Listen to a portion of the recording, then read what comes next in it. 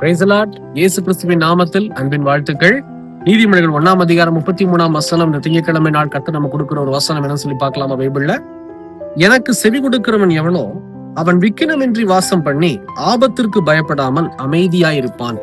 இந்த வசனத்தை வாசிக்கும் போது யோசேப்பு தான் எனக்கு ஞாபகம் வருது. பிரியமானவர்களே, யோசேப்பு தன்னுடைய வாழ்க்கையில கர்த்தருக்கு செவி கொடுக்கிறவராய் வாழ்ந்தார். கர்த்தருடைய வசனத்தின்படி வாழ்ந்தார். அதுதான் ஆண்டவருக்கு செவி கொடுக்கிற ஒரு அனுபவம். அதனாலதான் நான் சொல்றேன், நீங்க பைபிள் வாசிக்கணும். கர்த்தர் உங்ககிட்ட பேசுறதுக்கு ஒரு முக்கியமான ஒரு அடையாளம் நீங்க வாசிக்கிற பைபிள் தான். இந்த வசனத்தையே நீங்க வாசிக்காம ஆண்டவர் என் கூட பேசல அப்படின்னு சொன்னா எப்படி சாத்தியமா?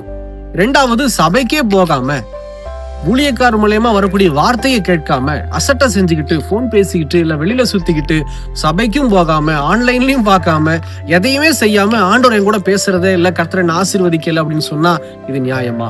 இது தவறு இல்லைங்களா? ஆனா யோசேப்பு பாருங்க, கர்த்தருக்குள்ளாக அவருடைய வாழ்க்கையை அமைத்துக் கொள்ளுகிறார். கர்த்தருடைய வார்த்தைக்கு செவி கொடுத்து பரிசுத்த சோதனை வந்த போதும் கர்த்தரனை பார்க்கிறாருன்னு சொல்லி விலகி ஓடினார். அதனால என்ன வந்தது? அவருக்கு ஒரு பெரிய ஆபத்து வந்துச்சு. அந்த ஆபத்துல கூட சிறைச்சாலைக்கு தள்ளப்பட்டவராய் இருந்தும் கூட அவர் நல்லா கவனிச்சு பாருங்க, அமைதியா இருந்தார்.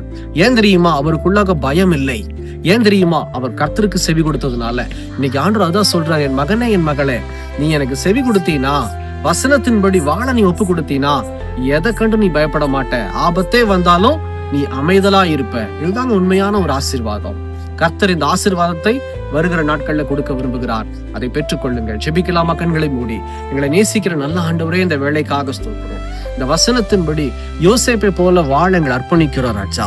இதோ உம்முடைய வார்த்தையை கேட்கிறது மாத்திரமல்ல, அதன்படி செயல்படுத்துவர்களாய் காட்சியளிக்க கர்த்தர் கிருபை செய்யும். இது நிமித்தம் நீர் தருகிற ஆசீர்வாதங்களை பெற்றுக்கொள்ள சுதந்திரித்துக் கொள்ள தேவன் எங்களுக்கு கிருபை தாரும்.